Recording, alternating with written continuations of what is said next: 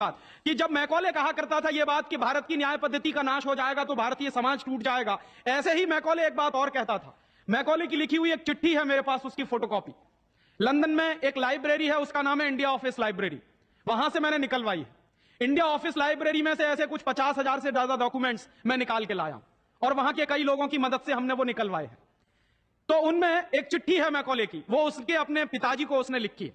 जब वो यहां ऑफिसर बन के आया है तो मैकॉले क्या लिख रहा है कि भारतीय समाज को अगर बर्बाद करना है तो भारतीय न्याय पद्धति बर्बाद करो। तो वो करने के लिए उसने आईपीसी बना दिया, सीआरपीसी बना दिया, सीपीसी बना दिया और बर्बाद हुई। दूसरी बात वो कहता था कि भारतीय समाज को बर्बाद करना है तो भारतीय शिक्षण पद्धति का नाश करो। तो मैकॉले कहा करता था कि जो भारतीय शिक्षण पद्धति है, वो खुद मानता था इस बात को, यह दुनिया की सबसे ज्यादा विकसित और सबसे अच्छी पद्धति।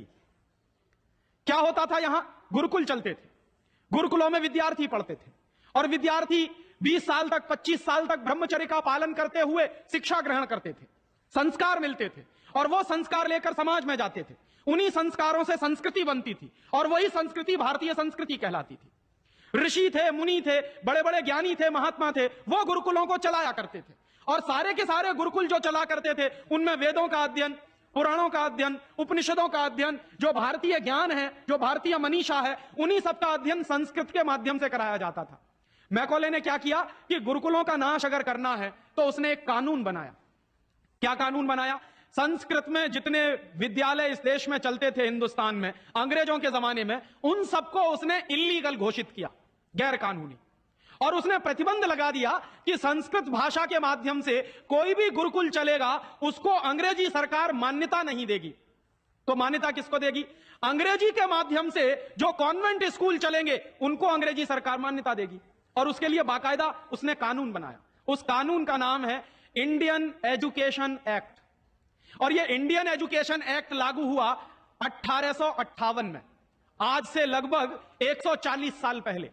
तो 140 साल पहले जो कानून लागू हुआ था अंग्रेजों के जमाने में, वही कानून आज भी चल रहा है। उस कानून के आधार पर मैकॉले ने क्या किया?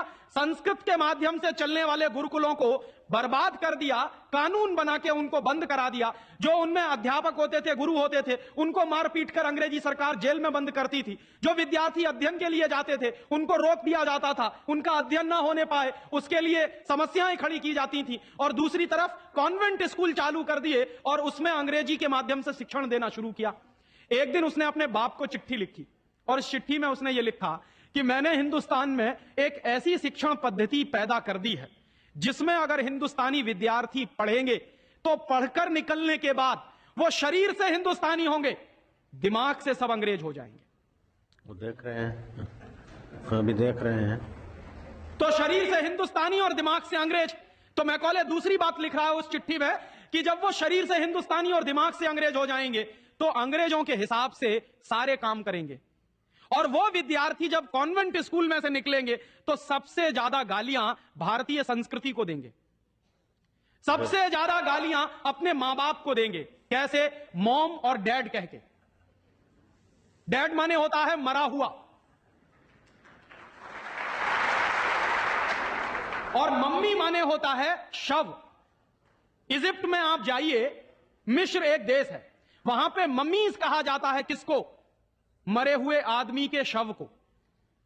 तो हमारी मां हो गई मम्मी, मम्मी, और पिताजी हो गए डैड। आया कहां से ये? मैकॉले ने डाल दिया हमारे दिमाग में। और मैं ये कहता हूं कि मैकॉले तो मर गया, उसका बाप भी मर गया, सब मर गए, भगवान उनकी आत्मा को शांति दे, लेकिन उसकी जो आत्मा है वो हम सब में प्रवेश कर गई है।